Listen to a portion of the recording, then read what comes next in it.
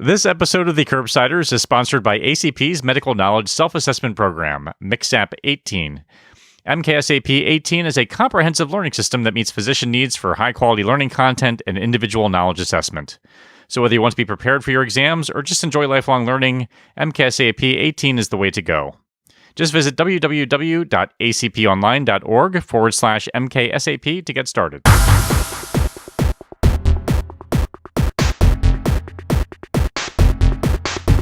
The Curbsiders podcast is for entertainment, education, and information purposes only, and the topics discussed should not be used solely to diagnose, treat, cure, or prevent any diseases or conditions. Furthermore, the views and statements expressed on this podcast are solely those of those and should not be interpreted to reflect official policy or position of any entity aside from possibly Cashback Memorial Hospital and affiliate outreach programs, if indeed there are any. In fact, there are none. Pretty much, we aren't responsible if you screw up. You should always do your own homework and let us know when we're wrong.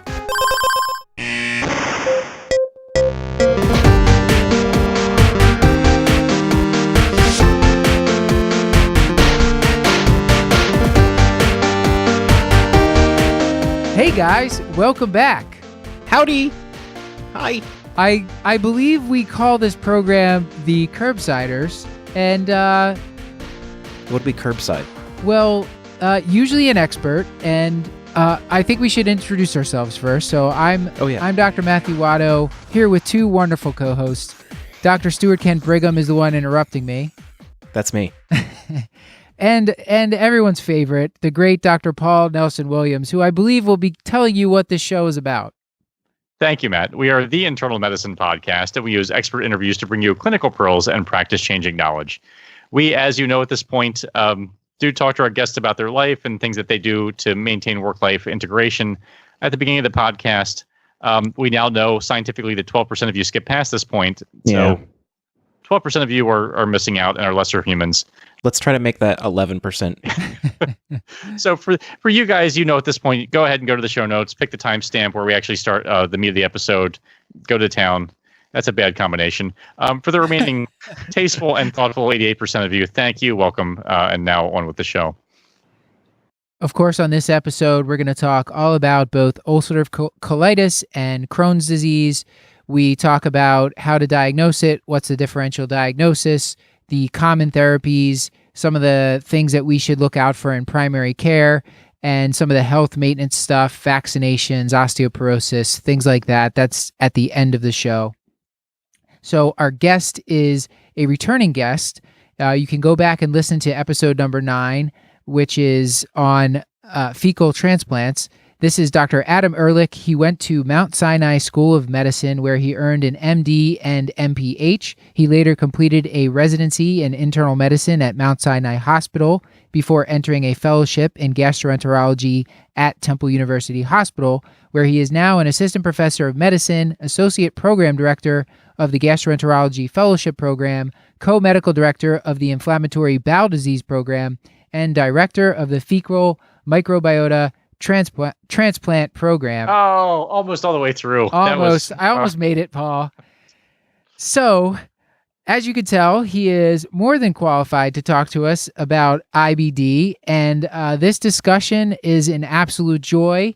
If you want to take it in 2 parts, I imagine somewhere around 45 minutes is where we finish talking about Crohn's disease or ulcerative colitis, and we talk about Crohn's disease for 30 or 40 minutes, and then the last 10 minutes is us talking about the primary care stuff in IBD. So without further ado, here's our discussion with Dr. Adam Ehrlich. I don't have anything. IBD on.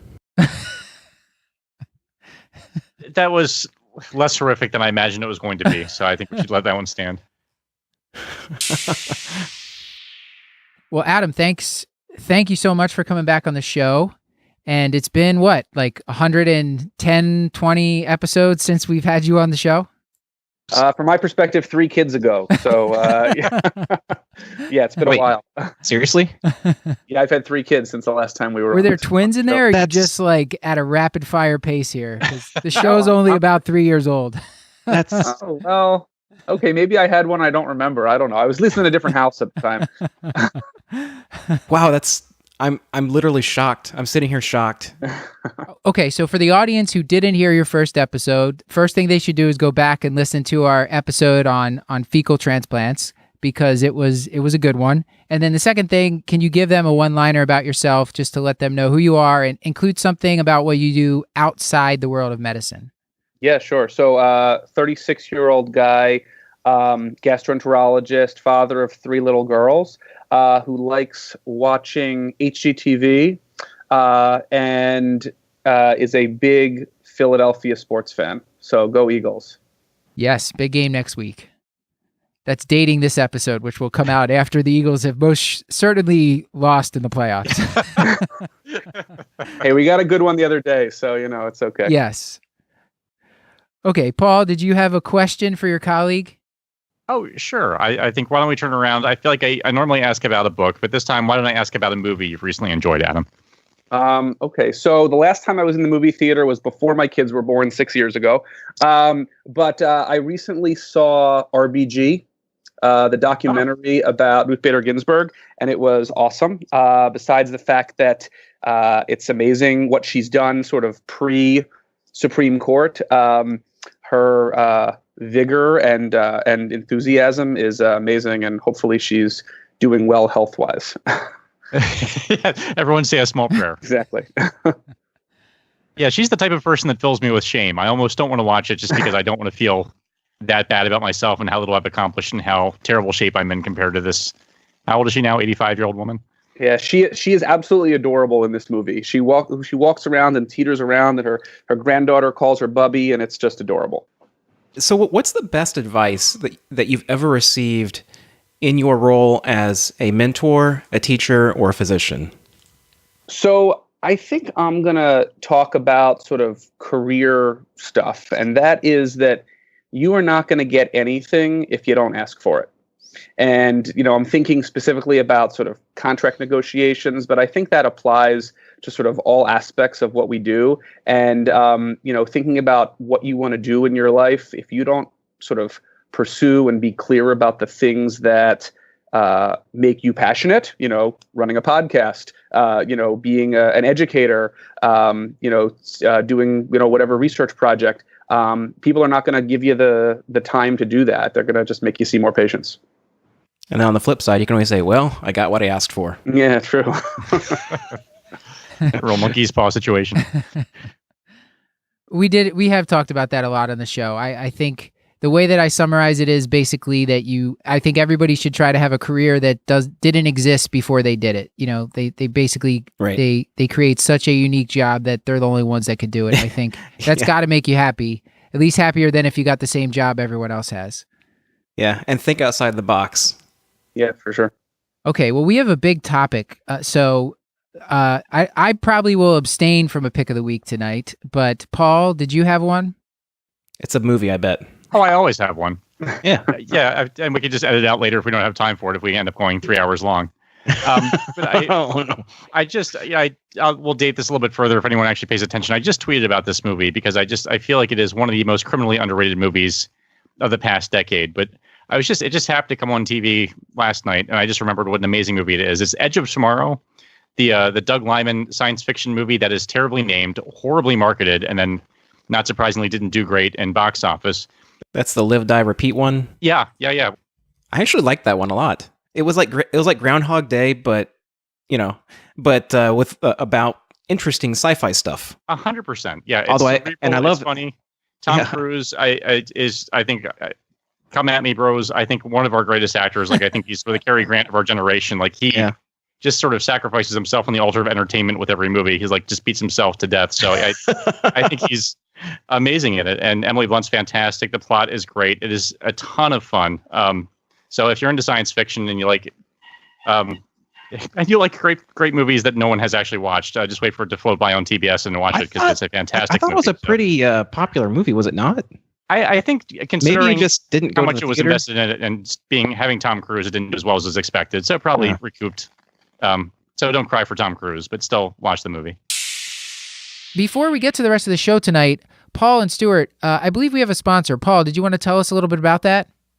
I would love to. We are lucky enough to be sponsored by MKSAP 18, which is brought to you by ACP. It is a great tool for a variety of learning needs. I personally would not have passed the boards without it. And then it is also great if you just want to pursue lifelong learning or use it as a reference or for helping other learners that you supervise.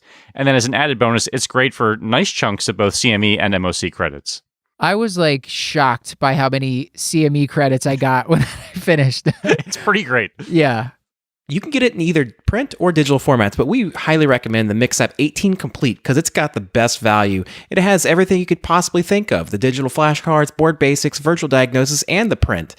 Frankly, it's all inclusive. Yes, it is, Stuart. To echo what Paul was saying, MixApp, I went through it a couple years ago when I was taking boards. I think I did MixApp 15 and MixApp 16, and I'm actually the kind of nerd that enjoyed going through all the questions and like seeing what I did and didn't know. I found it tremendously helpful. It's definitely a good way to like consolidate all the learning that you've done and make sure you actually know what you're talking about, because just passively reading is not as effective as doing the questions to actually test your self-knowledge. That's right. And Matt, did you know that there's also a money-back guarantee if you, for some reason, happen to not pass the ABIM exam? I did not know that, Stuart, but that is actually good to know because there is a decent chance that I will not pass on the next try. Lemire syndrome. So whether you want to be prepared for your exams or just enjoy lifelong learning like our own Dr. Watto, MKSAP 18 is the way to go. We recommend you check it out. Just visit acponline.org/MKSAP to get started. Okay, Paul, as I said, I'm not going to give a pick of the week. It sounds like Stuart doesn't have one either, so why don't you get us started on this topic? Yeah, as we've discussed before, this is a topic I'm excited about because I don't know a whole lot about it. I feel like it's this huge disease process that I don't have a whole ton of exposure to, and then also I'm a huge fan of Adam. So you put those two things together, and this made a lot of sense. So we're talking about inflammatory bowel disease, and I think even before we get to the case, it might be helpful just to define our terms. And Adam, I wanted to start just by asking you what disease states sort of fall under this umbrella term inflammatory bowel disease. Sure. So we're generally talking about two things. We're talking about Crohn's disease and ulcerative colitis. And we can sort of think of it a lot of times as a spectrum. And there's sort of Crohn's at one end and ulcerative colitis at the other. And oftentimes there are some features that, sort of overlap a little bit. Oftentimes that gets the term indeterminate colitis, which we can find in about 10 or 15% of people. But, you can have a colitis patient that has a few features that might think you Crohn's, and a Crohn's patient that might have a few features of colitis. But we generally try to sort of decide on one of those two things in these patients. And along the spectrum, do we, and I know the answer is there's a lot of stuff that does this, but is there sort of a shared pathophysiology of all the inflammatory bowel diseases? Why do they share this umbrella? What is it about them that they actually end up being categorized as sort of the same broad disease process? Yeah, so I think the sort of major pathophysiologic mechanism is an immune dysregulation. And we don't have to get into sort of all the nitty-gritty cytokine-related things, but needless to say, immune dysregulation causes an inflammatory process in the GI tract. In ulcerative colitis, it's confined to the colon. In Crohn's disease, it can be sort of anywhere in the GI tract. And that inflammation causes a whole lot of symptoms, which I'm sure we'll get into shortly.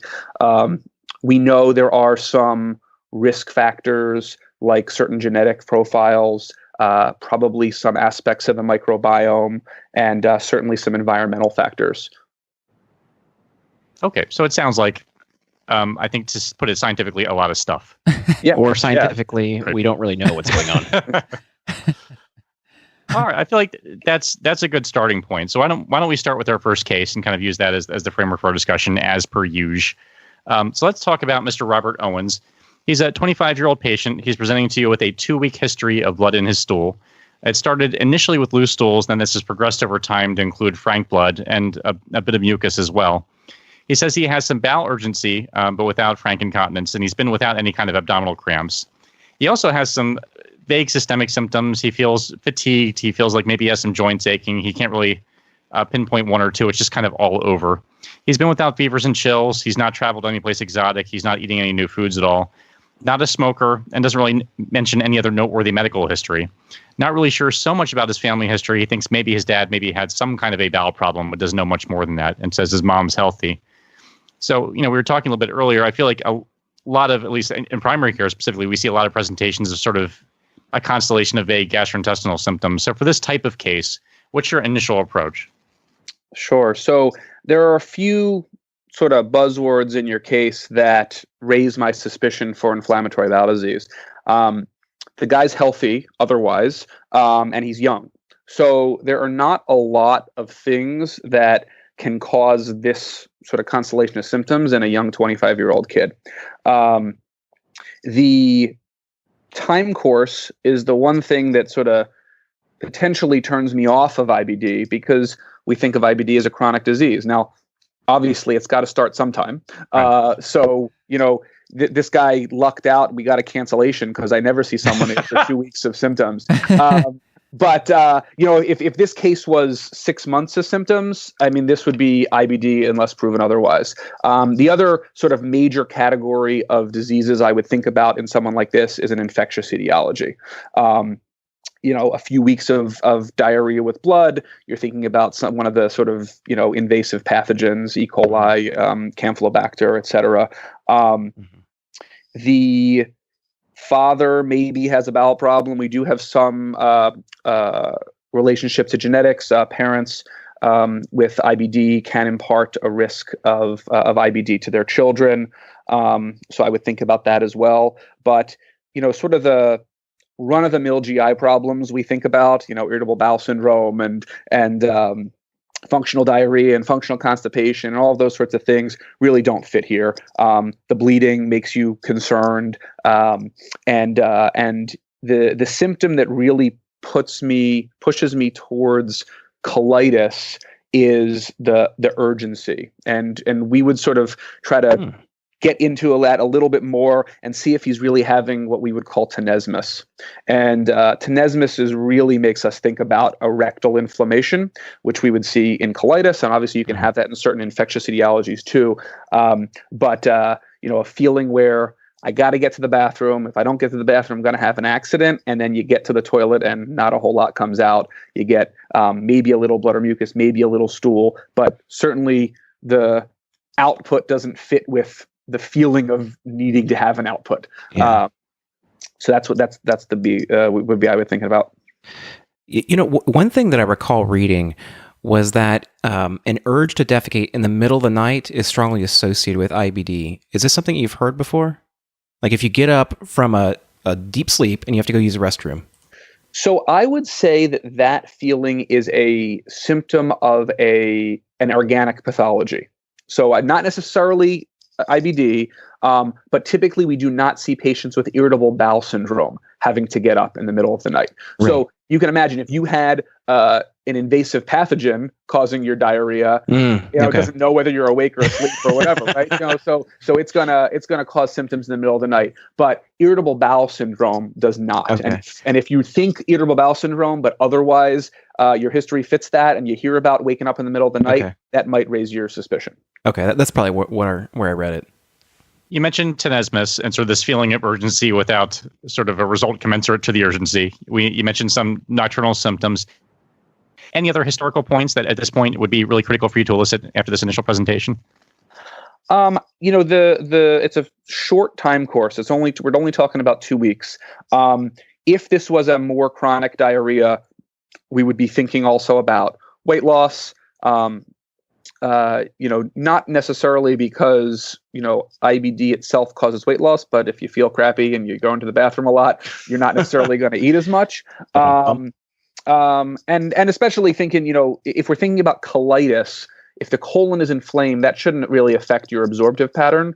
Crohn's disease will do that much more. So it's just a lack of desire because, concern about running to the bathroom. You mention a smoking history or a lack of smoking history in this case. If you wanted to really design a perfect board question, you would talk about a patient who just recently stopped smoking.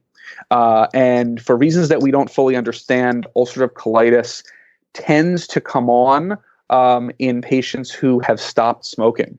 It's a higher percentage of incidence in those folks than those who either have never smoked or are currently smoking. And some patients actually report feeling better when they smoke. Not that we recommend that, but there is this association.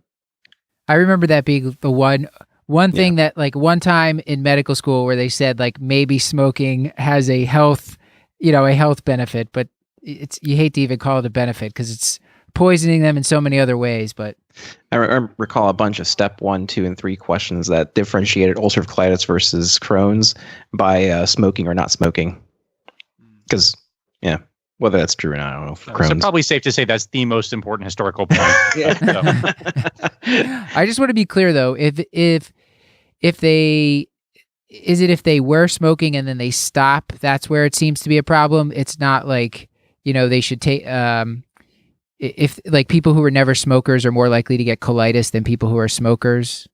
Yeah, I don't know 100% about that, but definitely the sort of typical scenario would be someone who was smoking and stopped, and for some reason the withdrawal of something in the cigarette, so whether it's nicotine or something, sort of triggers that initial trigger that causes the inflammatory response. And there have been some studies that I'm not overly familiar with regarding actually using nicotine replacement therapy and things for ulcerative colitis, getting the benefit, I guess, of the nicotine without all the crap in the cigarette. But I don't think they've been particularly effective. It's probably because it's all the other crap in the cigarette that's that's doing something to keep it at bay. Pleiotropic effect of cigarettes. Sure. I love that that's where this show has gone. Adam, I'm going to ask you to put on the primary care hat Sure. for just a hot minute. So before this patient would even make it to you and say they present to a primary care office, what should the initial workup look like? So since we're obviously not going to jump right to endoscopy, having either the capacity or the intelligence, what should an internist start with for someone who presents like this? Yeah, so I mean, I think you're always concerned about infectious, as we spoke about. So a basic infectious panel, stool studies are worthwhile, especially C. diff. So C. diff is highly associated with ulcerative colitis. And certainly if you're suspicious for ulcerative colitis or already about ulcerative colitis, about 25% of ulcerative colitis patients can flare with C. diff in the outpatient setting without having had the typical antibiotic exposure, hospitalization.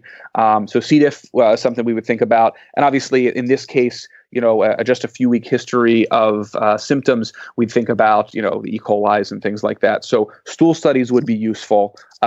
Presuming those things are negative, my initial workup, if has not been already done, includes inflammatory markers. So ESR and CRP. CRP is the more useful marker and tends to be better used in colitis than Crohn's. Sort of the classic teaching is not every patient exhibits an elevated CRP, but if they do, then it can be a good marker for you to follow over the long term. There's a group of patients that don't mount much of a CRP, and then it's not very useful, obviously, to sort of mark flares. Something we are doing a lot more of in the last few years are stool tests of inflammation. So either a fecal calprotectin or a fecal lactoferrin are useful in that they can show you not just sort of systemic, non-specific inflammation, but a more focused GI tract inflammation. And that can be useful in two ways. Number one, for the initial diagnosis. So there's reasonable evidence that certainly for colitis, if you have a negative fecal calprotectin, it's a reasonably good as far as sensitivity and specificity to rule out ulcerative colitis. Sometimes we'll do that if we have some sort of findings suspicious for irritable bowel syndrome versus inflammatory bowel disease, and we want to try to help distinguish or help us decide, should we be doing a colonoscopy in this person? If their fecal calprotectin is totally normal and their other symptoms are sort of vague and nonspecific, you might hold off. And if it's positive, that might push you to do the colonoscopy. I will give one caution, though: it's not always covered by insurance, and you hate to get, a patient with a $250 bill or so for a fecal calprotectin. I actually haven't ordered the test. I was trying to read a little bit about today. It sounds like it's found inside neutrophils and monocytes, so it's kind of a marker of those cells being in the stool. And correct. So it's sort of just like if you're between functional GI disorder and inflammatory bowel disease, and that's elevated, it would move you away from like a functional disorder. Yeah, exactly right. And it's a better test than fecal leukocytes. If you guys have ever ordered fecal leukocytes, it is always negative. Maybe twice in my career has it been positive. But the calprotectin protein is something that we can pick up a lot easier. Mm-hmm. I will say, if you're going to do a colonoscopy anyway, don't do a fecal calprotectin, because if it's going to help you push now, once you make the diagnosis, it may be useful to have the value to sort of trend over time. But as far as making the diagnosis, if you've already decided for yourself that you need a colonoscopy, the test doesn't change anything, so it's not worth doing. Now, it's also positive in infectious etiologies, correct? Any inflammation in the colon. So yes, infectious etiologies would make it positive. But if you did stool studies that were negative here and you got a fecal calprotectin that was positive, that would point you in the direction of IBD. Yeah. All right. And just so that I'm understanding, Adam, and I'm sorry for being a little bit dense about this, but in terms of with the ESR and the CRP, it sounds like they're useful for tracking disease flares sort of once the diagnosis is made. Can you just go back and through and tell me if they're helpful diagnostically at all? And which one to order? Yeah. Yeah, so I would say it's sort of similar to the fecal calprotectin, but just a little bit less specific. So if you have a totally normal CRP and you're already thinking that it's irritable bowel functional GI disease, that sort of helps confirm your thought process. If you think the patient has irritable bowel syndrome and you get a CRP that's quite elevated and you don't have another obvious reason, they don't have a rheumatologic disorder, a pneumonia, you name the cause of possible high CRP, then that's going to make you think of something in the GI tract and potentially IBD. Okay, that's helpful. Thanks. So we're kind of getting there. So positive fecal calprotectin, high inflammatory markers, and a good story. This person's going for colonoscopy. How soon do patients usually get endoscopy when they're suspected to have IBD, and when should we be referring for that? Yeah, I mean, look, as a PCP, if you're having a patient complain to you about rectal bleeding and bloody diarrhea, they're coming to see me. Unless it's a 2 or 3 day isolated incidents, never happened before, it hasn't happened since, that you might hold off and say it was something infectious, or if it's a little bit of blood on the toilet paper that you're pretty confident is hemorrhoids. I see all of those patients. My decision making point is how quickly do I have to get in? How sick are they? So this guy seems like he has reasonably mild symptoms as far as things go. The people who are complaining of 20 bowel movements a day, febrile, lost 20 pounds, severe abdominal pain, that we're thinking about hospitalizing them, they obviously need something urgently because you're worried about things like toxic megacolon. Let's move on with the case. Let's say that Mr. Owens undergoes colonoscopy. He's found to have uniformly inflamed mucosa from the anorectal verge that extends all the way proximally to the sigmoid colon with some evidence of micro ulcerations. Can you kind of just tell us in general, like what buzzwords should we know in primary care for somebody when we're reading these histology reports or the colonoscopy reports? Sure. So we're specifically thinking about ulcerative colitis in this guy, and we can talk about Crohn's a little bit later. So for ulcerative colitis, you are talking about continuous inflammation, including the rectum, and going some amount proximal. So you can have ulcerative proctitis, where just the rectum is involved, ulcerative proctosigmoiditis, which is rectum and sigmoid, left-sided colitis, which includes the descending colon, or anything that includes more proximal to the splenic flexure would be considered pancolitis. So those are the terms you might see as far as sort of how much of the colon is inflamed. The description you've sort of hit right on the nose, sort of uniformly inflamed. You can have erythema, friability, ulcerations. We have some scoring systems endoscopically to sort of grade severity. The one we use most is from the Mayo Clinic, so it's called the Mayo Score. It's graded 0 to 3, not necessarily required for PCPs, but 3 is bad and 1 is less bad. Thank you for framing that in terms you- I might understand. Yeah, exactly. So if you're thinking about if you're looking at the pathology report, you're looking at acute. Usually it says acute and chronic inflammation, and the sort of buzzword for pathology is evidence of architectural distortion. So any kind of inflammatory process, infectious can have cryptitis or crypt abscesses, but the architectural distortion is the hallmark of inflammatory bowel disease, both UC and Crohn's. In this particular guy, if he's really only had symptoms for a few weeks, it is possible you might not get that. And so if, probably he's had some inflammation ongoing before that, but I wouldn't exclude ulcerative colitis if everything else fit. It looked like ulcerative colitis, but the biopsies weren't quite perfect because it's been such a short time period. So we spent a lot of time on the gastrointestinal symptoms that kind of go along with this. I mean, obviously. But the patient came in also reporting some arthralgias and then also some systemic symptoms like fatigue. And I feel like this is also, frankly, sort of high-yield board stuff, too. Can you talk us through some of the more common extraintestinal manifestations you see with UC? Yeah, sure. So inflammatory bowel disease has sort of three major non-GI systems that get affected, and they're things that I ask about with my IBD patients at every visit. I ask about joints, I ask about skin, and I ask about eyes.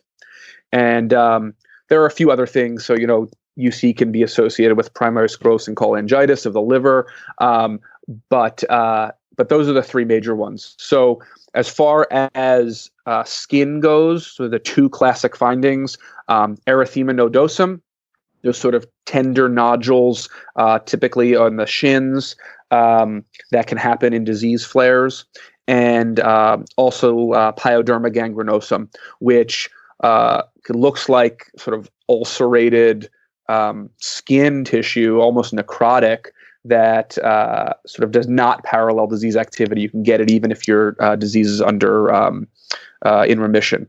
If you Google some pictures, if you want, it looks really nasty. Yeah, it's pretty bad. For as far as joints go, there's sort of these vague polyarthralgias that you can get that tend to mimic or go along with disease activity. And then you can have things like ankylosing spondylitis, which is HLA-B27 related, and can happen whether you have active disease or not. And then as far as ophthalmologic problems, you can have sort of an episcleritis, sort of redness of the eye that happens along with disease activity, and the more severe complication would be uveitis, which is generally does not parallel activity. You can get it even when disease is in remission. For these, you mentioned multiple things that can happen even when the disease is in remission. So there's no way to prevent those. It's just bad luck for the patient if they have those. Yeah, I mean, you're obviously going to be treating their underlying GI disease, and probably to some effect, those medications help because we're suppressing whatever immune response there is. But yeah, you can get it sort of either way. And the way I sort of remember it is the more severe complication for each of those organ systems is the one that tends to not be related to disease activity. Would PBC be included in that as well? You said, is it primary biliary cirrhosis? I always get them mixed up. No, so primary sclerosing cholangitis, PSC, is associated with inflammatory bowel disease and does not, I wouldn't categorize that in this same sort of realm. PSC is more common in ulcerative colitis than Crohn's disease. And it's one of those things where if you have PSC, very high likelihood you also have concomitant IBD. But if you have IBD, you may not have PSC. So much so that if you were to get diagnosed with PSC, one of the first things you do as part of the management is you do a colonoscopy, even if they're not having a lot of GI symptoms, because you can pick up a lot of sort of smoldering or indolent inflammatory bowel disease that the patient has not really presented with yet. Yeah, so we had PSC with IBD. What about PG? I don't know that anyone followed that. The Pyoderma Gangrenosum. I thought we're talking in acronyms, guys. Come on. Oh, yeah, sorry. Pay attention. I mean, So that's does that also follow the disease activity, or can that also occur when it's quiescent? So Pyoderma Gangrenosum is generally thought of as not necessarily following disease activity. Okay. That was a quick answer. let's say we have somebody with ulcerative colitis. This young guy, he's 25. He just wants to know, like, how long is this going to be a problem for me? Is my life going to be shortened by this? How do you counsel this person when they first get diagnosed? I talk with these patients for a while, and I'll often, after I make the diagnosis, sort of explain some of the nitty gritty stuff. I'll have them come back a few weeks later after they've thought about it, because I tell them that this is a lifelong disease. We unfortunately do not currently have a cure, but we have a lot of good treatments, and the goal in any patient is to get you back to a normal quality of life. And in most patients, we're able to do that or come pretty close. As far as life expectancy, in general, IBD patients have similar life expectancy to the average population. They do have risks for certain things that might shorten your life expectancy, the big one being colon cancer. You're at increased risk of colon cancer, and obviously, if you get that, could be life-threatening.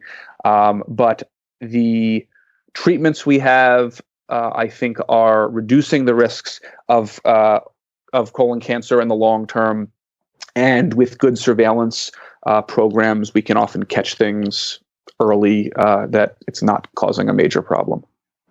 How often can this gentleman expect to have flares? How long does remission last once it happens? And what does that look like? The natural history with our current medications we have to offer. Yeah. So if you look at the natural history, without, talking about the nitty gritties about which medications, at this moment with this patient, I have no idea. There are patients that their initial presentation is the worst they ever have it, and then they get into remission and they never have problems, or they rarely have problems. There are patients who get their symptoms, we get them into remission, but they continually have periods of flare and remission, maybe every 6 months, every year, every 2 years over the course of their lives. And then the last thing is, this can happen, but it's unusual for patients to have a fairly mild flare early on and then, get progressively worse and worse and worse over time. More often than not, you're sort of your worst at the beginning part of your disease, at least for colitis. Mm-hmm. And then it sort of just tapers off or becomes less frequent or less severe with the subsequent flares. Does it ever because I feel like when I was working in a geriatrics clinic in Texas, I had a couple patients in my panel that had ulcerative colitis listed, and they were like 60 or 70, maybe even older, and they hadn't had anything happen for like a decade plus. And I don't know if that's kind of typical or if they were just outliers. I wouldn't say it's typical, but it's certainly not unusual. I also have a number of patients who are older. They carry ulcerative colitis on their problem list, and they're even on a mesalamine product or something to keep things in remission. But they tell me that they haven't had problems in years. I'll scope them. They do have architectural distortion, so I do believe that the diagnosis is correct, and they weren't just given it 40 years ago when no one knew what was going on. And yet they haven't had problems in a long time. So that definitely happens, and we have absolutely no way of predicting who those people are going to be. We are working on a lot of predictive models, both sort of clinical parameters as well as a bunch of genetic tests that will hopefully give us a better sense of who the patients are that are going to have rockier courses and who the patients are that are going to have more indolent courses. And we have some sort of vague guidelines at this point, but not good answers. So, the things that would make me think someone would have a more difficult course is younger age of onset. I think the sort of papers on this talk about younger age less than 40, but in practice, I feel like it's sort of younger. So if you're diagnosed as a teenager, or certainly as a younger kid, you're going to have a more difficult course. Patients that require steroids early on in their care, patients that require hospitalization early on, and patients that are complicated with C. diff. So people who have C. diff as part of their disease process generally do worse. Maybe we should move on to the treatment because we do still want to save some time for Crohn's here as well. Sure, and it's probably beyond the scope of this episode to talk about the nitty-gritty of your treatment approach. But can you mind just sort of discussing broadly what can be done to induce remission, and then what kind of therapies are used to maintain remission once that's occurred? Yeah, sure. So I think the first step is to figure out, is this patient having mild to moderate disease, moderate to severe disease, and that'll help us decide. For many ulcerative colitis patients, certainly in the mild to moderate realm, and obviously that determination has a bunch of caveats in how we figure that out. But we're thinking about 5-aminosalicylate products. So the things that you may have seen, way back when, sulfasalazine is the drug that fits that mold. But more modern medicines are mesalamine products. And there are a number of brand names that fall into that category: Lialda, Aprizo, Asacol, Delzacol. Trying to think of the other ones. They all more or less work the same way as far as effectiveness. The differences are sort of how they're released in the pill formulations. But those are oral medications. And then you have rectal topical therapies like Canasa, which is a mesalamine that's in a suppository form, and Rawasa, which is mesalamine in an enema form that can be directed if you have really distal disease. We know that combination of those things, the oral and rectal, tends to work better than either one individually. Most people don't like to give themselves enemas and suppositories if they can avoid it. Mm-hmm. So sometimes I'll sort of bargain with someone and say, do the combo for a few weeks, try to get you feeling a little bit better, and then maybe we can sort of taper off the rectal therapy and maintain you on oral. That's sort of mild to moderate patients. When you're talking about more significant disease, steroids are an option. We always hate to put people on steroids, but sometimes it's necessary. We want to get someone off as quickly as we can.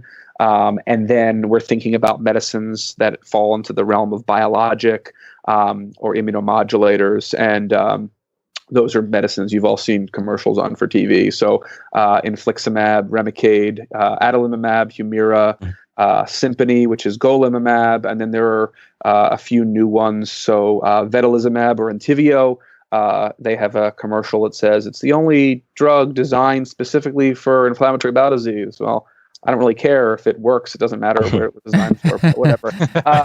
And the newest thing, which was approved last year, is a medicine called Xeljanz or tofacitinib, which is a JAK inhibitor. It's the first oral sort of significant immune suppressing drug that was approved for RA for a few years.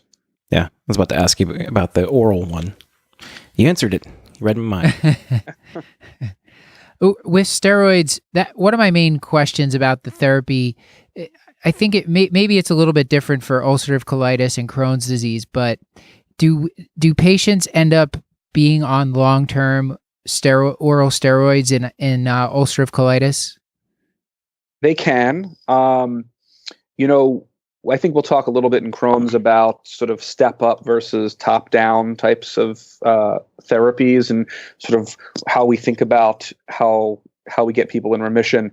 The steroids work. They make you feel better, and they can improve your symptoms.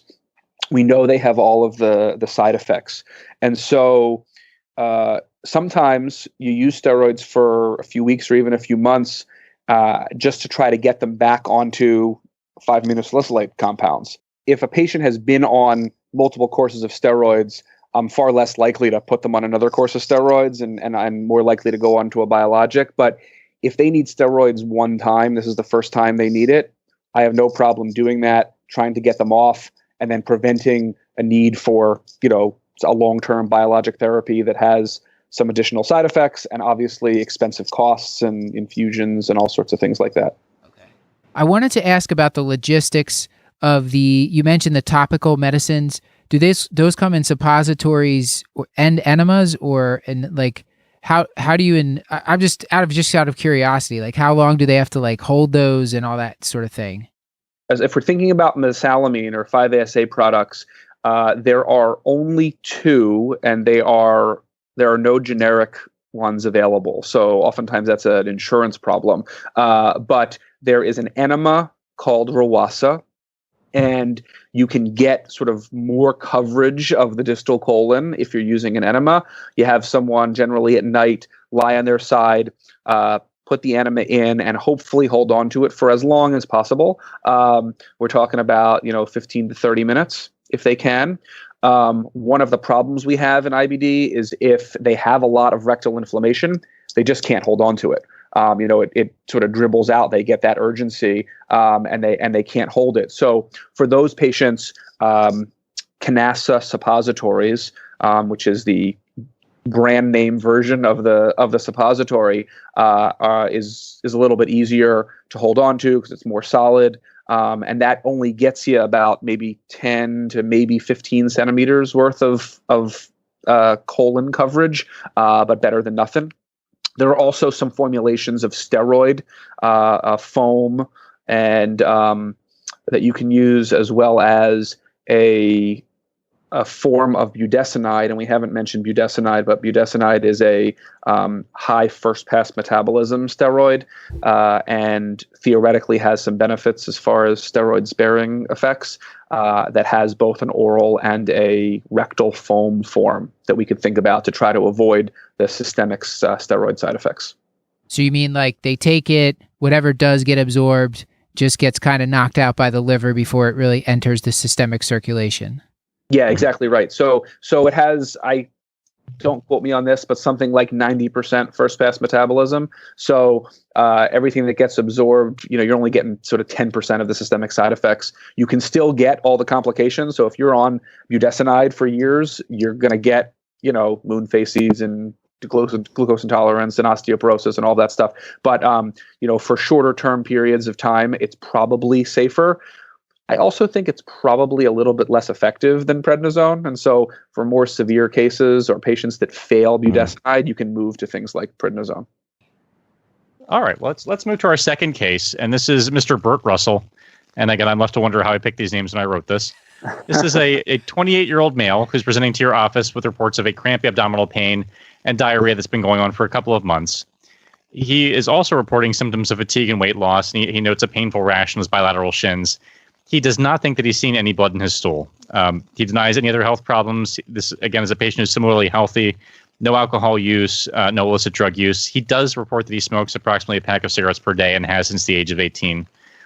No recent travel history at all, no recent antibiotics, and he's not started eating anything new or unusual. And his family history is only noteworthy for high blood pressure in his dad. So we're going to ask you at this point to compare and contrast a little bit to our first patient, who is coming in more with blood in the stool, but not so much cramping. This seems more like a cramping and diarrheal complaint. So how would your approach differ for this patient, or would it? Yeah, so again, we're talking about a young, previously healthy person. So it sort of limits the things that we're thinking about. We're not concerned about colon cancer and things like that. And for me, the sort of more Crohn's-ish feel is the lack of blood. Crohn's disease can affect anywhere in the GI tract, so commonly affects the small bowel, and so you can get a diarrhea without blood, oftentimes also more associated with some crampy pain. And the sort of the concerning thing, you might otherwise think about, this guy's got IBS, diarrhea predominant, but he's got weight loss. Weight loss is always concerning, and he has this rash on the shins, which we spoke earlier about, is likely erythema nodosum. He smokes, and contrary to ulcerative colitis, Crohn's disease is definitely worse with people who smoke. There are many, many studies that basically all aspects of Crohn's disease is worse if you're a smoker. And I often tell patients that, you didn't do anything to develop IBD. You didn't, it's nothing that you ate. It's nothing that you did. And you can't control a lot of this. the one thing you have control over is whether you smoke or not. And stopping smoking will absolutely be helpful for him for his what is presumed Crohn's disease. So it sounds like the differential diagnosis is pretty similar here to what we talked about for ulcerative colitis. So other types of infectious causes or other types of inflammatory bowel disease. Maybe they have this indeterminate colitis overlap. Yeah, and I would think in this guy a little bit more about irritable bowel, functional bowel disease, and I of course I mentioned just a minute ago that the weight loss and things are concerning. But if this guy is a sort of high-strung guy, he has anxiety, maybe some depression, he's not eating as much for those reasons, and he's got some crampy pain and diarrhea, it's maybe irritable bowel, and we have to exclude obviously things like Crohn's. Would you still do the same serologic test? Would you still be doing CRP and ESR and the initial stool studies? Yeah. Yeah, so CRP is less commonly elevated in Crohn's disease than it is in ulcerative colitis. Similarly, fecal calprotectin is more often positive when you have colonic involvement. So if this guy has purely small bowel Crohn's, you might not get as much of a elevated fecal calprotectin. So they may be less useful, but if they're positive, they are useful. So this specific patient, we go ahead and send him over to GI, and they do some initial endoscopy. He's got some rectal sparing, ileal inflammation, skip lesions, and cobblestoning. The histology reveals some inflammatory infiltrates with crypt irregularity. What are we supposed to do with that? What does a typical endoscopic and histologic features of Crohn's disease even look like? So you obviously were taking this case directly from a textbook. Because I think so. Almost exactly what you would see in Crohn's if you're picking a textbook case. So rectal sparing, right? Unlike colitis, which has rectal involvement, ileal involvement, which you don't necessarily have to have, but you do in this case. Skip lesions, so areas of sort of normal mucosa intervening with areas of ulceration and inflammation.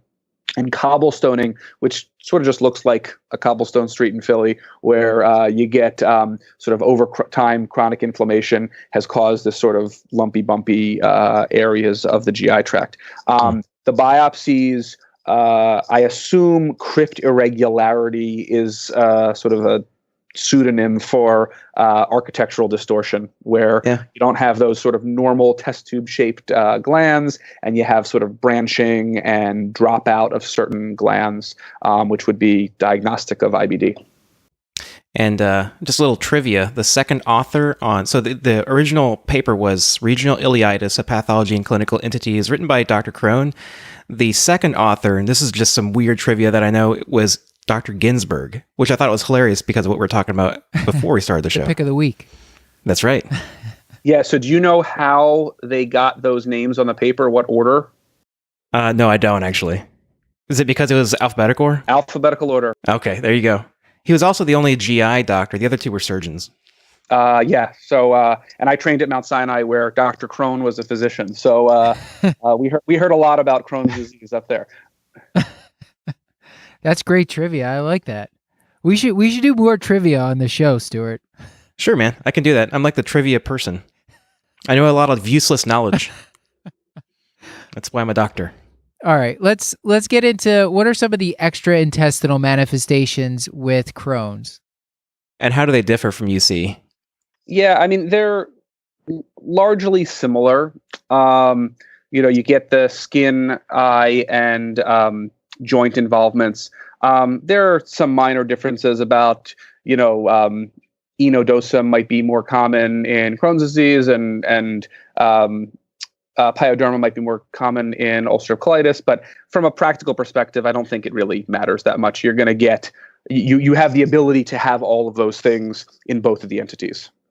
So maybe we should just talk about therapy, because I do want to leave some time at the end to talk about some primary care specific stuff. There's this mention of this top-down versus step-up therapy. Can you let us know what that means? Sure. So back in the day, and by that I mean like 8 years ago. When I started residency. We treated all inflammatory bowel disease with step-up therapy.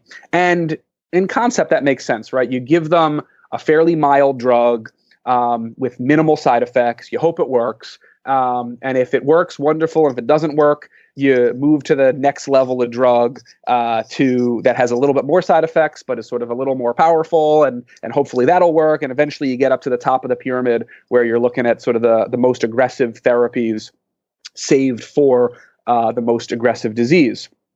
The problem is Crohn's disease is a long-term inflammatory disease that builds on itself. So the complications of Crohn's disease are related to the amount and longevity of the inflammation. So early on, you have inflammatory disease, and then later on, you get the complications of strictures, fistulas, abscesses, obstructions. And so we learned that if you're more aggressive up front, you're actually altering the natural history of the Crohn's, and you're preventing some of those long-term complications. So they came up with this term top-down, where you're sort of flipping the pyramid upside down, and you're starting with very aggressive agents, very powerful agents. I think the down part is a misnomer, because it's not like you start with a biologic therapy and then you end up with an aminosalicylate at the end. It's sort of top and stay there. But probably more nitty gritty than we need for here. There are some times when we could, sort of de-escalate therapy, but in general, we want to start fairly aggressive to try to reduce those long-term complications. And generally we stay at those aggressive medicines. I've seen some patients in the hospital with a first presentation of Crohn's disease, and it seems like they're getting steroids, and then there's talk of do we give them a TNF inhibitor in the hospital, or do we wait a little while? How does that decision typically get made? And what's and maybe you could also comment on the dose of steroids that people are getting, and how long it takes for them to taper down or taper off. Sure. So some of that is logistical. So patient is sick, you want to get them feeling better. So steroids are going to get people better pretty quickly. There's been no great data that significantly high doses of steroids are any better. So generally you're looking at 40 to 60 milligrams of prednisone, and I am usually not going above 40. I don't think there's a lot of difference between 40 and 60, and certainly not higher doses. You're just going to get side effects and not any additional benefit. The time to taper off depends on how they're feeling and depends on what other therapies you decide to give. But there are logistical issues with getting some of these biologics started. You have to check hepatitis B and for tuberculosis. So now, in today's world, we're using quantiferon gold testing typically. That might take a few days to come back. And then you have to get insurance approval for these drugs because they're $40,000 a year. And so even if we can give them a dose in the hospital, if it's not set up to give the next dose once they get out, you're not doing them any favors. If anything, you might be hurting them by, sort of inducing the body to produce antibodies and sort of losing drug effectiveness. So there are some of the pharmaceutical companies are pushing for you to have doses available in the hospital, and it might be the right circumstance if we can get the right approvals for it, but it's not necessarily the right thing. Okay, so that explains why I'm seeing that. That's a peek behind the curtain, as Paul likes to say. Yeah. Do those therapies work quickly? Do the biologic therapies actually work quickly? Let's say someone's in there with a flare, they're usually going to be getting steroids too, so it might be hard to tell. But do the biologic therapies have that quick of an onset? Within a couple days, it starts to knock down the disease activity? Yes, definitely. So I think the best data we have is for infliximab, which was the first anti-TNF approved in 1998. There have been since several other anti-TNF drugs as well as some other mechanisms, but we have the most data for infliximab, and we know that you can get improvement within 2-3 days. The caveats to that are that if you have a lot of colonic disease, you can lose the drug in your stool. And where we used to give sort of a standard 5 milligrams per kilogram dose. We now know that you might need to be more aggressive, give higher doses, because you're losing a lot of it, at least initially when you have a lot of inflammation. And as the inflammation gets better, you can potentially sort of dial down the dose a little bit. The induction for some of these drugs is sort of high doses, or at least more frequent dosing early on, and then you space it out. So infliximab is a dose at time 0, after 2 weeks, after 6 weeks, and then every 8 weeks thereafter. So if you get that first dose in the hospital, their next dose is due in 2 weeks. And if you can't get the insurance stuff figured out or the infusion center figured out before that, then you potentially have a problem. So I've got a very general question about biologic therapy in Crohn's disease and ulcerative colitis for that matter, I suppose. Although ulcerative colitis is more surgical treatment long term. But say for Crohn's disease, what clinical endpoints have we shown to be effective in the initiation and in the age of the biologic therapy? Is it mortality, morbidity? What is it exactly that long-term treatment has shown to improve? Yeah, so I think it's a really good point.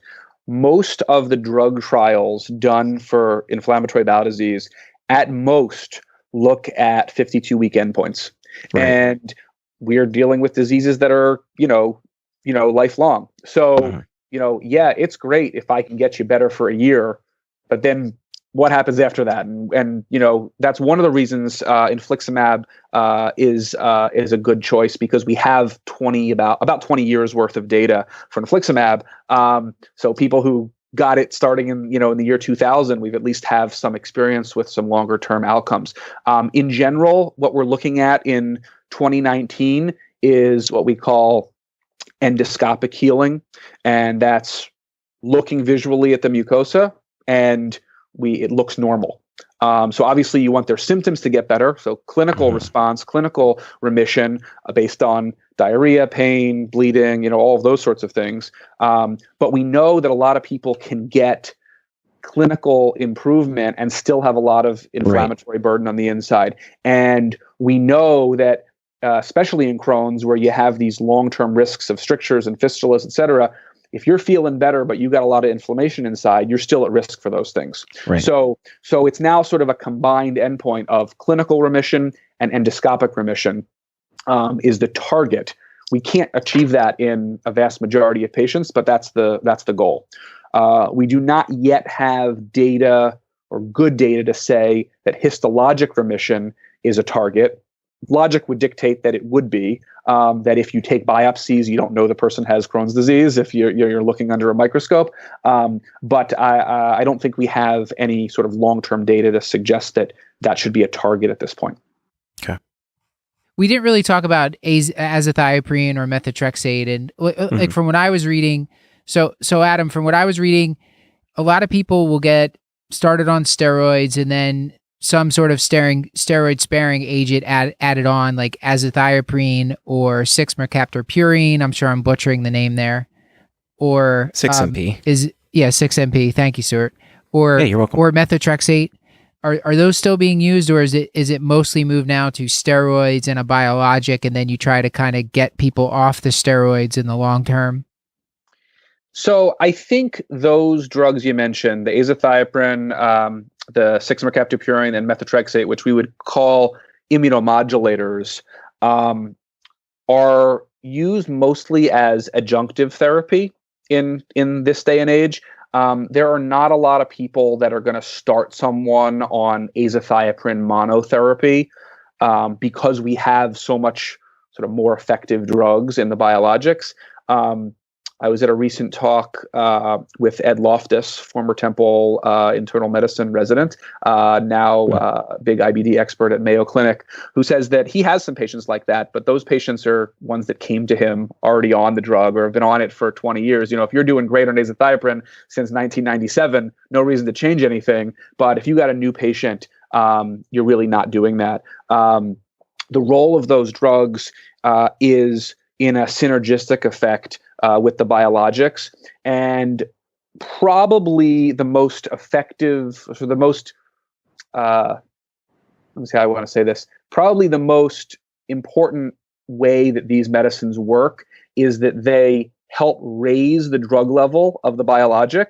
So if your drug level is lower for infliximab, it might increase the level and therefore make it more effective. And it also helps prevent antibodies. So if you remember, most of these biologic therapies are monoclonal antibodies that your body can respond to by developing neutralizing antibodies. One of the reasons that people lose effectiveness for some of these drugs. And so the immunomodulators tend to reduce the immunogenicity of the biologics and therefore make them more effective. Are you seeing patients in the long term getting pulled off these drugs, or does the infliximab, let's say they're using infliximab, does that just get spaced out further and further, or can patients ever come off these drugs? Like once someone has their first Crohn's flare, they're on steroids and infliximab, are they ever coming off either of those agents? So we want them off of steroids, right? So in most cases, we can get people off of steroids. I have a few people that I inherited that are on like 5 of prednisone, and they have been for years, and I try to get them off and they don't want to get off. And so I, fight with them about osteoporosis, and then I just refill their prescription. But there's pretty good evidence that patients who completely come off of drugs are going to flare. And the concern, especially if they've been hard to control to begin with, is getting them back under control. The drug that you take them off of might no longer be effective, and you have to put them on something else. And, up until 3 or 4 years ago, we really only had 2 or 3 biologic drugs. We now have a few more, so at least there's a little more choices. But you have to be very careful. If you're going to take someone off of a drug and they're on combination therapy, if they're on an immunomodulator and a biologic, absolutely the drug you take off is the immunomodulator. You keep the biologic on. And you want to be sure that the patient is in endoscopic remission. So if someone, and I've had these conversations with folks because immunomodulators have some side effects that we haven't talked about, but if we want to take someone off, I scope them. I make sure their biomarkers like fecal calprotectin or CRP are normal, and hopefully they have endoscopic healing. And I can say, let's take you off of, your azathioprine, for example, and just maintain you on your adalimumab or whatever, anti-TNF of choice. Which I guess leads to the discussion of prognosis with these particular patients. So similar to the UC patient, what does your initial conversation look like once the diagnosis has been made? What do you tell them what they might expect and how this disease may progress?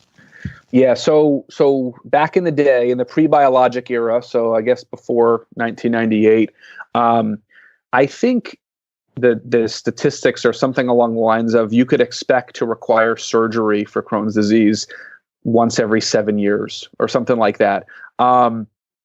We're only starting to get some of the population data of people who have been on biologics for long periods of time. So I don't have sort of great numbers to point to, but certainly the sort of general feeling is that your risks of surgery and risks of significant complications have gone down significantly with these drugs. You'll look at some of the studies that come out and they say there doesn't seem to be much of an effect, but I think there are a bunch of biases in those studies, and there may be at referral centers where you're seeing the worst of the worst patients. But as a general rule, these patients are doing a lot better in 2019 than they were in 1989. The risks in the long term are obstruction, abscess, stricture, fistula formation, all driven by inflammation. So the key with everything here is getting their inflammation under control by whatever means necessary. Sometimes people are on higher doses than are, FDA approved because that's what works for them. But that's the long-term goal. I think we should talk about some of the primary care related issues. Paul, did you want to bring us into that? Yeah, absolutely. So I think as helpful as this stuff is to talk about and to know about, I mean, realistically, probably much of the management of this is going to be done by our friendly neighborhood gastroenterologist, i.e. you. But in terms of specific primary care considerations, I guess there's a couple of specific points that you wanted us to be mindful of. I think I'd probably you touched on this a little bit earlier. I'd like to talk about the risk of colorectal cancer and inflammatory bowel disease and how that impacts surveillance endoscopy. Sure. So colon cancer in IBD, obviously you're at risk for You're run-of-the-mill sporadic colon cancer, just like we all are. But there is a colitis-associated colon cancer that is a different mechanism as far as genetic mutations, and is something that we think, again, is inflammation-driven. So the people who have very small amounts of their colon affected, so someone who has ulcerative proctitis, just the rectum, those patients don't have increased risk of colon cancer compared to the general population. So that's true for people that just have the rectum and sigmoid involved as well. So people who we want to be more aggressive in screening are patients that have more than a third of their colon affected. So in the setting of ulcerative colitis, we're talking about people that have more than just proctosigmoiditis. So if they have the descending colon or pancolitis affected, and in Crohn's disease, sort of approximately a third of their colon or more. And you should have your GI doctor should be doing sort of random biopsies of the colon during your colonoscopy, even if it looks normal, because if you have microscopic disease, evidence of crypt distortion, even if the things look endoscopically normal, those patients do have that increased risk. So we start screening people 8 years after their initial symptoms, not necessarily their diagnosis, because sometimes people go a few years before they get a real diagnosis, and we know that the inflammation was there even if you didn't have a formal diagnosis. And then at that point, GI guidelines in the US recommend every 1 to 2 year colonoscopies. Some of the European societies are a little less stringent about that, and there's some recent data that was presented at our last GI meeting that suggested that that's that could be a reasonable approach, especially in someone who's had, a few normal colonoscopies, that you might be able to space out the intervals. But the guidelines at this moment don't suggest that. Yeah, I mean, because if you're like 38 years old and your life expectancy is near normal, then that's like you have like 20 more colonoscopies in your life. It's not great. Ouch. Yeah, that's a pain in the butt. My brother has taken to moving his TV into the bathroom and watching football while he's prepping for his colonoscopy. So. I wanted to ask, are there any lifestyle changes that people with IBD can do? Certain diets they can follow? Is there anything they can do to kind of aid the therapy that we've talked about a lot of medications, but anything else they can do on their own? Yeah, I wish I could tell you that there was a diet that works for inflammatory bowel disease. That is probably the most common question that I get from patients, because obviously it's something that they have a measure of control over. Right. I do not have good data for any of those things. You had asked, or something I saw earlier was a question about lactose intolerance.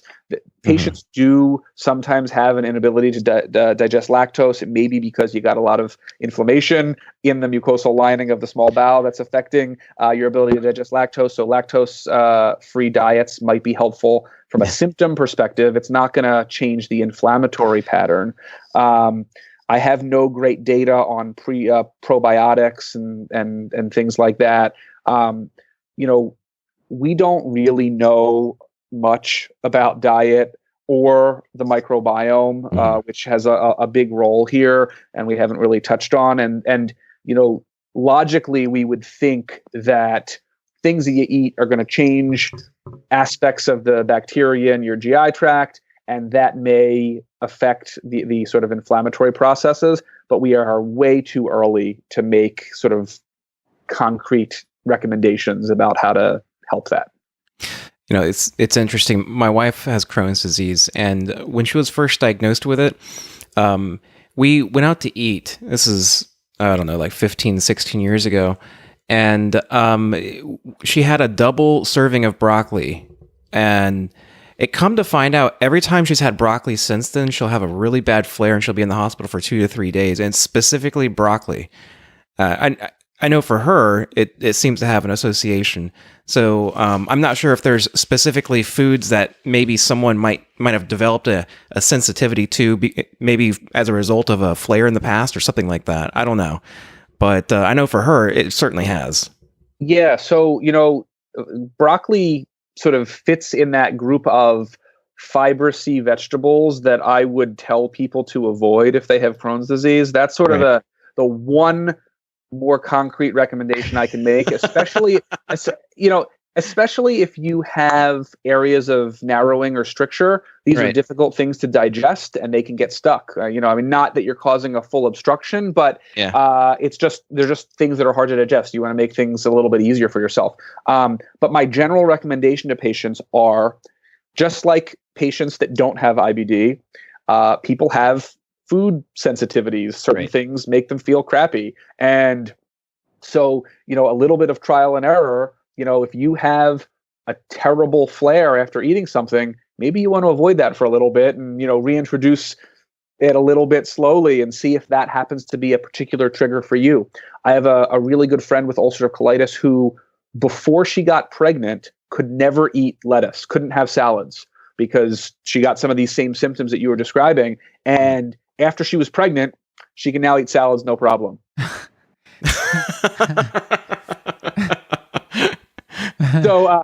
So I have no good explanation for that, but maybe something hormonal, maybe something changed in her physiology of her disease, but she can tolerate it now and she couldn't before. So diet is just something we don't have a great grasp on. And so you're recommending pregnancy is what I'm hearing. Right?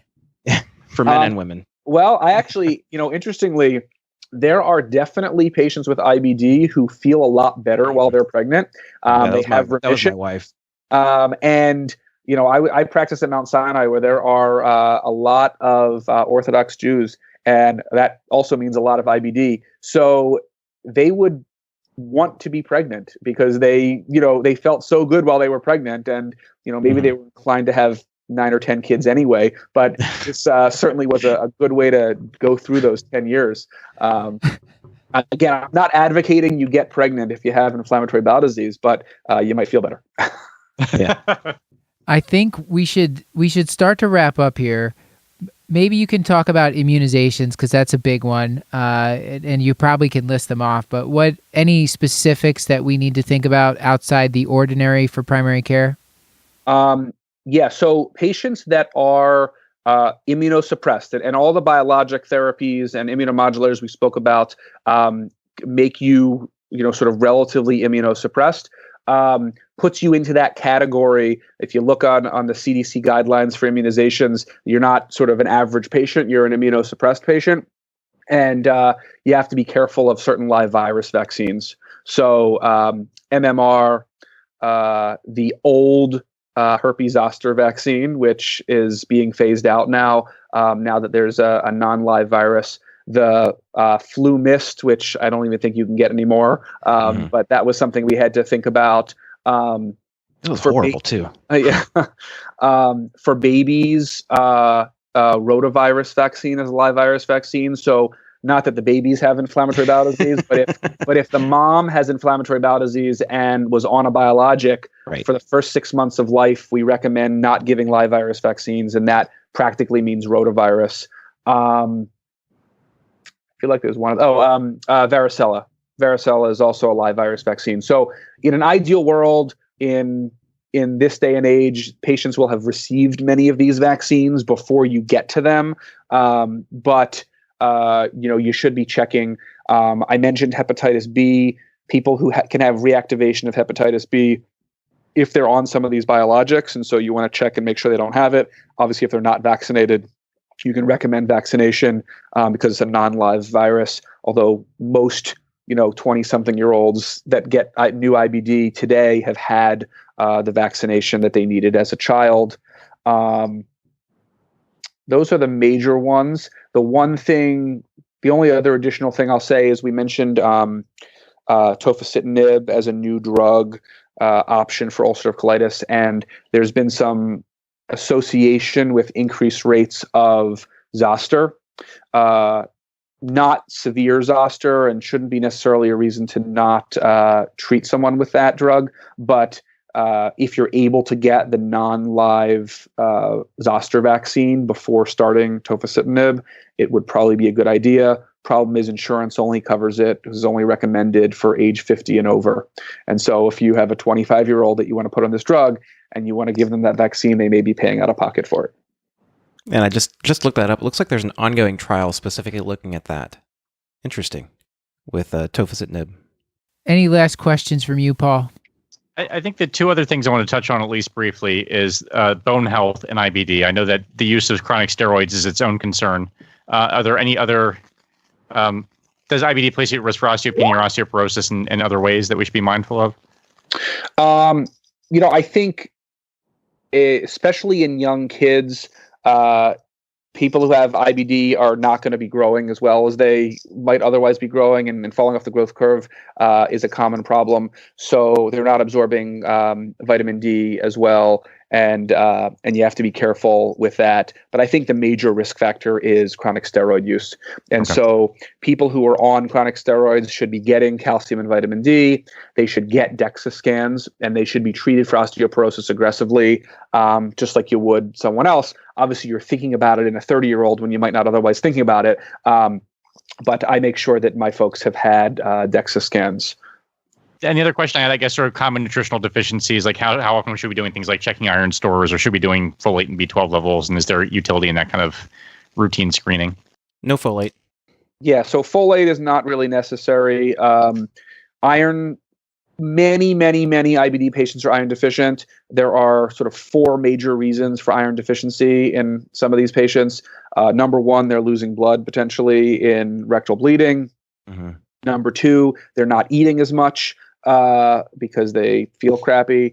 Number 3, if you have Crohn's with duodenal involvement, you might not be absorbing iron as much. That's not overly common, but that's a possibility. But the major reason is a pro-inflammatory state, reduces the ability to absorb iron. And so a lot of these people will need to get IV iron infusions. They can't absorb even if you're giving them iron supplements. So I'm checking that routinely. B12 is something someone who has small bowel and ileal Crohn's disease, they might not be able to absorb B12 because it's absorbed in the TI, as well as people that have had ileal resections. So if you've had surgery to remove that part of the bowel, these people often need to be on B12 supplements. Is it sufficient to check one fat-soluble vitamin as a surrogate for the rest of them? So instead of checking like vitamin A, E, and say coags for vitamin K, just check a vitamin D for these patients? So I don't usually think of the fat-soluble vitamins as being deficient in inflammatory bowel disease. Vitamin D is sort of an exception because of steroid use and things like that. But I'm not aware of, people that have elevated INRs because they have, low vitamin K. Well, as Stuart's Googling that, Adam, I want to... No, I'm using mesh. I want to thank you for your time, and why don't you give us some take-home points, and then I'll give you a chance if you have anything you'd like to plug. Yeah, sure. So, I think for the primary care provider, the important things to think about are, number 1, who are the patients who are concerned about having inflammatory bowel disease? In general, they're younger folks, although you can get it older, and people that have unexplained bleeding, sort of urgency diarrhea, that you probably are sending to the GI doc anyway, if they have sort of more long-term symptoms. But those are folks who want to think about with ulcerative colitis and Crohn's.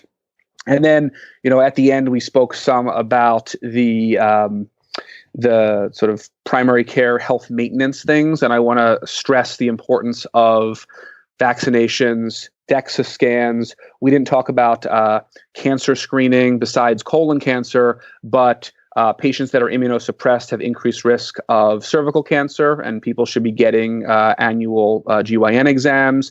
And they're also at increased risk of certain skin cancers, squamous and basal cell cancers, and so should be getting annual derm exams. Me, as someone who sees patients like this all the time, are making those referrals, but PCPs can certainly help with that. And then the last thing is sort of lifestyle stuff. So we talked about smoking at length. Smoking is bad for Crohn's disease for sure. Smoking may be beneficial in ulcerative colitis, but we still don't recommend it. And then lastly, we didn't touch on at all things like depression. these folks are generally young, otherwise healthy people that have potentially debilitating GI diseases, and they can't go out with their friends, and they think about trying to date someone while you're running to the bathroom every 20 minutes, or you have surgery and you have an ostomy, and thinking about sex and things like that can be really challenging. And I think it's something that we as GIs often overlook, and certainly would appreciate the help from the primary care docs to think about those sort of, other behavioral health type things. Great. I think that's a good spot to end. Did you have anything that you wanted to plug? I think that certainly for patients, the Crohn's and Colitis Foundation, which is a national organization dedicated to both research and cure for IBD as well as patient support, is an absolutely amazing organization. And I refer all of my patients to the Crohn's and Colitis Foundation. They have support groups, information. They give you information about dealing with insurance companies when you're dealing with drugs, getting drug approvals and lab tests and things like that. And often have a lot of resources for patients to talk to other patients that have similar problems. Every city has a chapter. I'm involved in the medical advisory board here in Philadelphia, and we have patient education days and things like that. So I think that would be something you should definitely sort of recommend to your patients if they have IBD. Thank you so much, Adam. So just wanted to give you the results of what I found here. So I did about 5 different mesh database searches while we're talking. I only found one article, and this is from 2017, the Journal of Clinical Gastroenterology. This is a meta-analysis looking at 19 case control studies for patients with Crohn's disease. Found that the longer the patients had disease, the lower their levels of fat-soluble vitamins. But I don't know how powerful the study was. I'll have to go through and look at it more in detail. Good to know.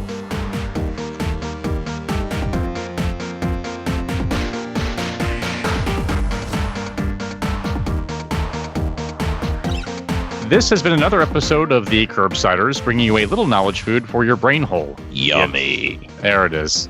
Get show notes at thecurbsiders.com/podcast and sign up for our mailing list at thecurbsiders.com/knowledge food to get our weekly show notes in your inbox. Mine? Thank you. We're committed to providing you with high-value, practice-changing knowledge, and to do that, we need your feedback. Yes, you, Paul. You out there, Paul. So please, subscribe, rate, and review the show on iTunes, or contact us at thecurbsiders@gmail.com.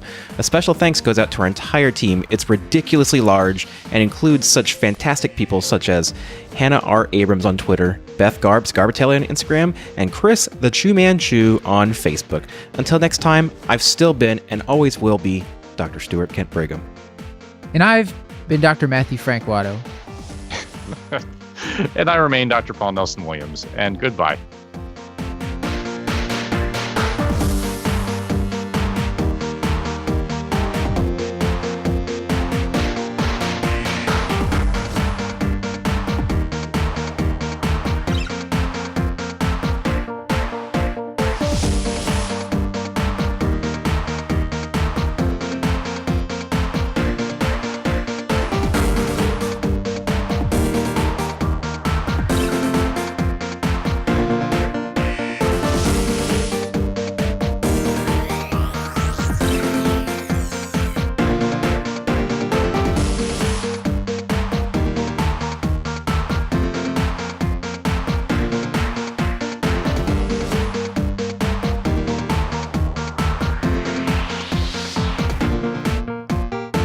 Can we call this one Adam Ruins IBD?